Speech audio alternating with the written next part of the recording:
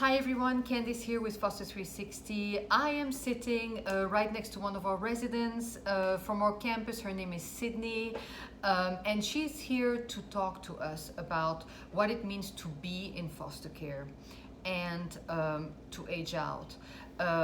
Sydney, welcome. Thank you. Thank you so much for being willing to make that video. And I, when I speak to people, a lot of them think that being in foster care means that you're going to be picked up by a nice family and feel safe again and be treated really well. And I know that this is the case for thousands of kids, right? It is a true fact. But there is also another side to foster care, right? Yes. And one that you guys, our residents, have dealt with. And I would like to really educate our audience on what it means, to be in foster care, the other side of foster care. What's the opposite of being in a safe family? Can you tell us a little bit about your experience? So, me going into the system, I was 13 at the time. It was a really, really hard transition, because I loved my family. Unfortunately, because of the incidences that happened with my family, I had to go. They do paint a picture of, oh, you're going to be in a nice home, you're going to be with a nice family, but most of the time that's not the case at all. You very often feel alone. You don't want to be around anybody or don't want to talk to anybody. You just want to go into this quiet little corner and be away, from society in general all the time, because at this point you're like, what's going on? What's my next step? What's my next move? And nobody actually takes the time to ask, hey, are you okay? Or hey, what's wrong? And you eventually you get a lot of anxiety, a lot of panic attacks, and you eventually start making, per se, different personalities so you can cover up your pain, so you can have the smile on your face of, oh yeah, I'm fine, but actually in inside reality, you're hurting a lot, you're right? hurting a lot And feeling. So how many times would you go from family to family, or even, I understand there are group homes as well, right? So tell me the difference and tell me how often you have to change in a short period of time. The moment something goes wrong in the home, they're like, oh, I don't want this kid anymore, they're too much trouble, they're this, they're that. So you're constantly changing, constantly going to different schools, you're never really stable. And you build up this wall of just, I don't trust anybody, I'm not going to be around anybody or anything at all.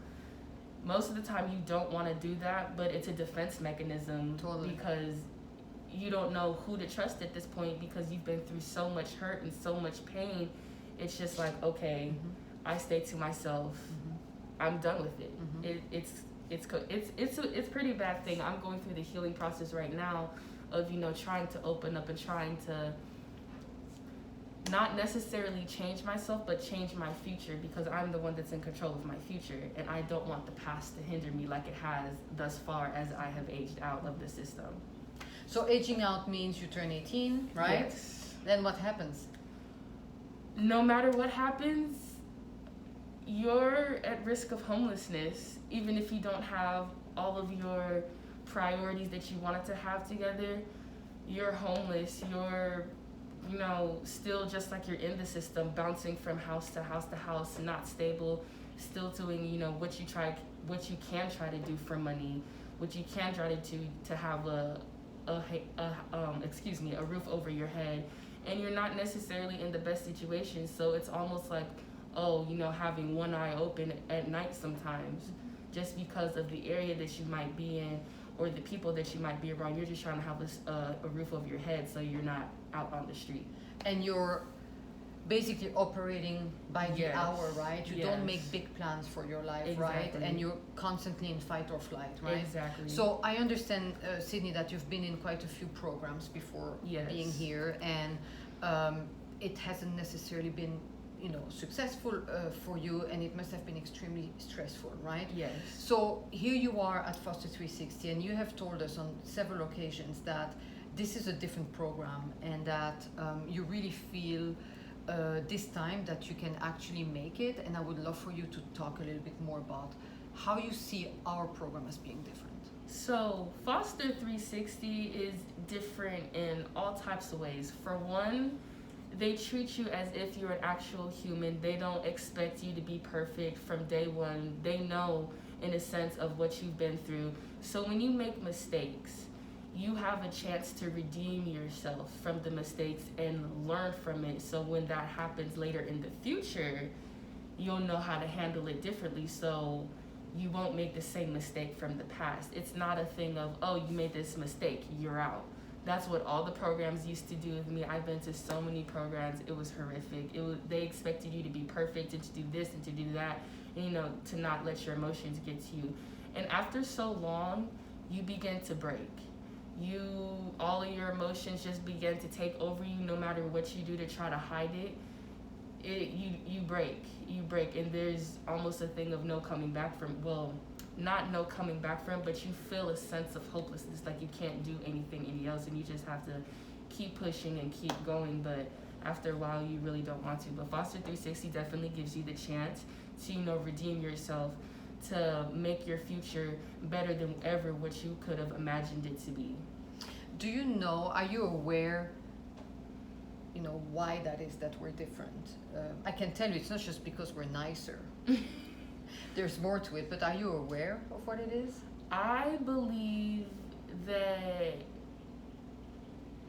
this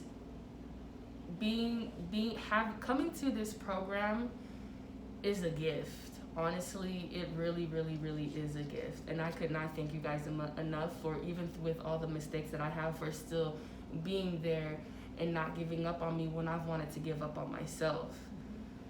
And still pushing me to, you know, improve, to move forward, to make better decisions, giving me different ways to handle my trauma, because I never had that before, and it's been pushed down for like 7 years at this point. So now that the fact that all of it's coming back up and I'm in my healing process and, you know, getting the chance to, yes, tackle my trauma, but in a safe environment where I feel loved by everybody that surrounds me, it's the most amazing blessing that I could ever have. And you said the word, right? It's trauma. So Yes. What I believe makes us very different is that we truly understand trauma. And it is something that I have worked relentlessly on with whatever staff I have, is to educate ourselves on trauma on a continuous basis. So that is a very, very important thing for us, you know, to instill. The other thing that I'd like you to talk about in closing of this video is what is your dream? What do you think you will be able to accomplish while being on this program? I would love to be able to break the chain of the generational,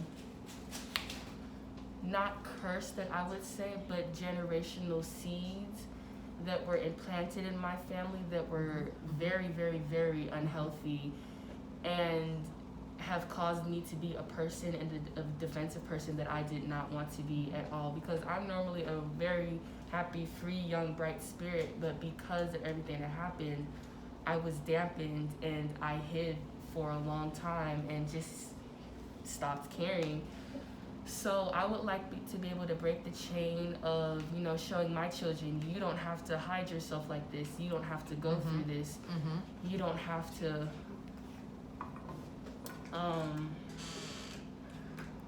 you don't have to go through the pain that I went through, and you can do it in healthy ways and healthy, different. You know, you can be able to talk to me, because trust me, I've been through what you've been through, probably plus a little bit worse. But I don't want my family that I'm going to be making to, you know, feel like that they can't talk to their mom or their dad or anything at all, because I wasn't able to do that as a child growing up.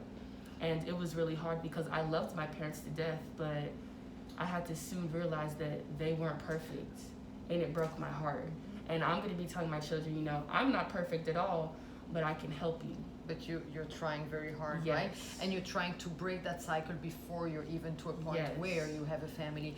I have watched you work with your navigator on all those things, and I have witnessed you being very uncomfortable, but pushing through it. Yes. And I'm very proud of you for that. Thank And you. that is why we are calling this program a personal development program. It's not everybody wants that, not everybody wants to go back there, but for those who do, I know, for having gone through it myself, that it will be a transformation and it will be your ticket to a new life.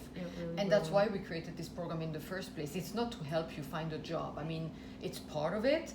Right. But you know, if you don't change how you feel about yourself and the world around you, you know, you will not keep the job. That's just the way it is. Right. And you will be destined to a life that is below what you are actually capable of. So I love seeing this kind of transformation.